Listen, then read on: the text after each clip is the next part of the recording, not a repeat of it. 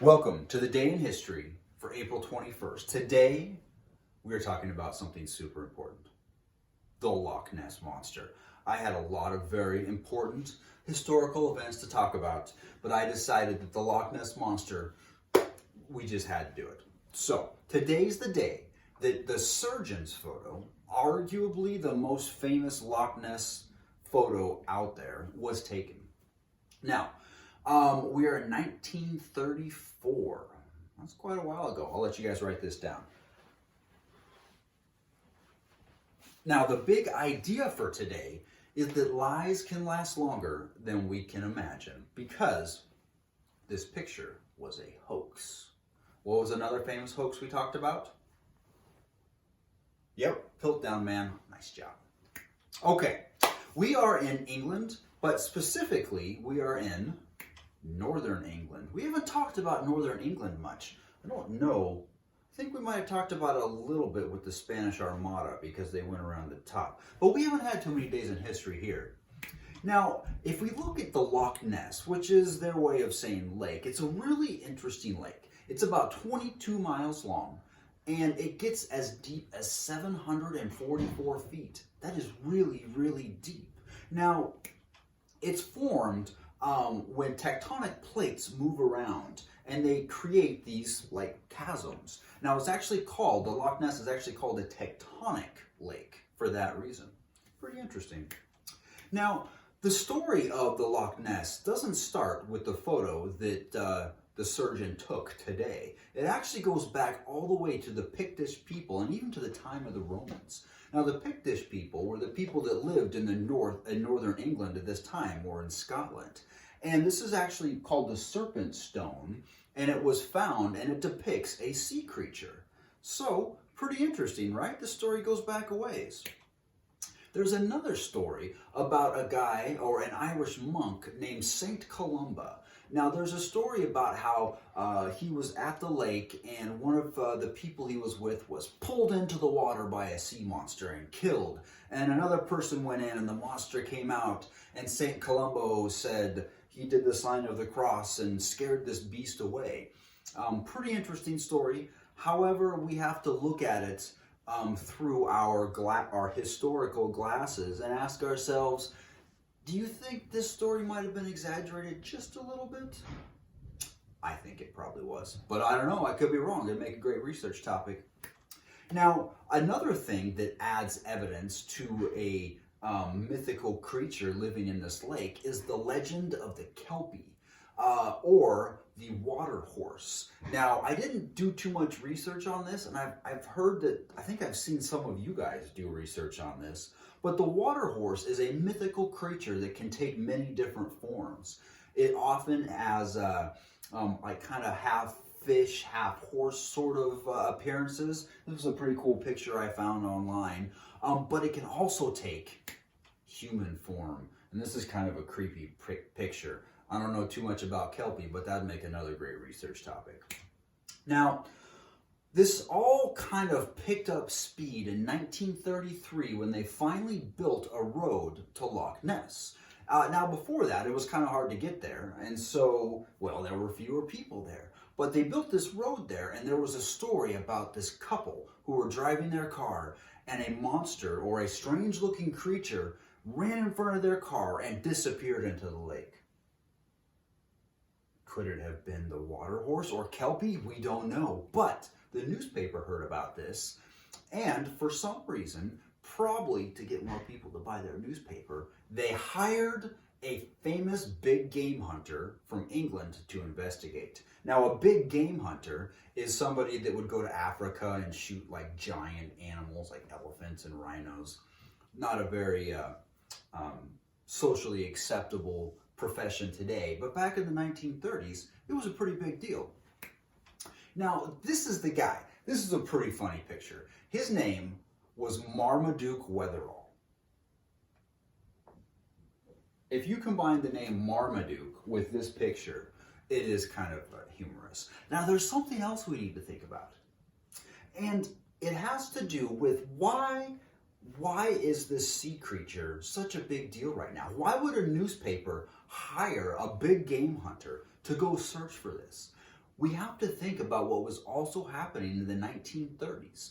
We were starting to get some of the first movies. You remember when we did King Kong and we talked about the land of the lost and how they had those dinosaurs fighting each other and it looked super cheesy, but how we talked about it, that time period was a time period where special effects were just coming in. Well, people were watching those movies in 1933 and 1934. So all of a sudden, you hear about this Loch Ness monster, and you just got done watching a movie where they had special effects with these dinosaurs. Could you see how people might be interested?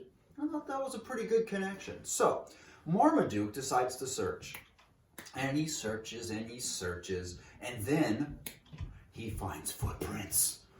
Evidence of the Loch Ness monster. He totally found it. Yes, he sends it to the newspaper. Everyone's like, oh my gosh, Marmaduke, he found the Loch Ness monster.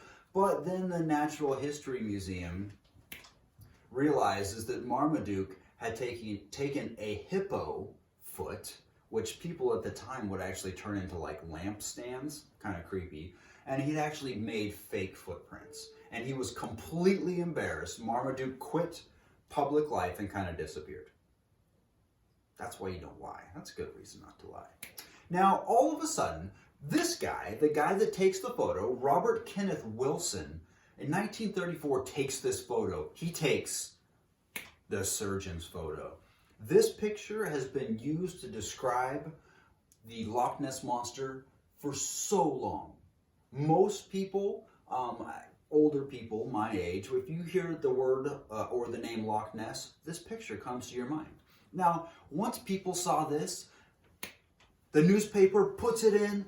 Oh my gosh, we have a photo of a monster. Boom. Can you imagine how many newspapers they sold on this day? Do you think that might have had something to do with why they...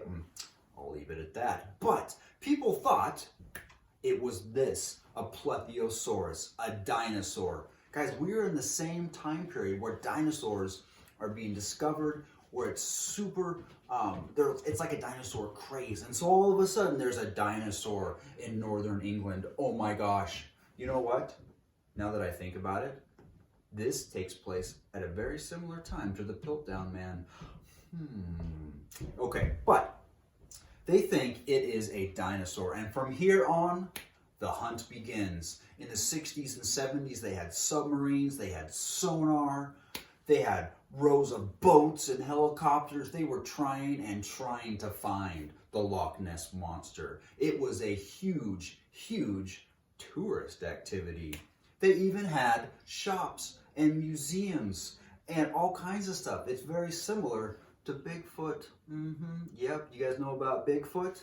Can you imagine how many Bigfoot dolls have been sold? Yeah, I'm just saying. Okay, now it turns out that the surgeon's picture was a hoax. He was actually upset that Marmaduke kind of got destroyed because he lied. And so this surgeon got a toy submarine and put a fake top on and then took a picture. This whole thing was a hoax. All of these people looking for a hoax. Though there are still people today that believe the Loch Ness monster is there, even though scientists have shown that a while ago it was covered in ice and totally frozen, or that if you were to have a plesiosaurus, the lake's not big enough to actually support a creature that big. There's a lot of reasons why it doesn't work. Now, eventually, they did some DNA tests. I don't know exactly how they did it, but what they found out was that there was no plesiosaurus DNA in the lake. That one probably needs some more research, but here's what they think it might be. Well, they know it's not this photo, okay? But it might be a giant catfish. Look at that catfish.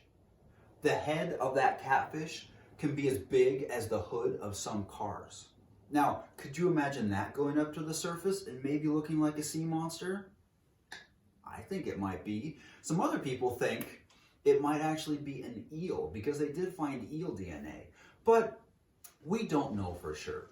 Scientists now believe that the Loch Ness monster does not exist. However, it's really hard to convince people that have seen it.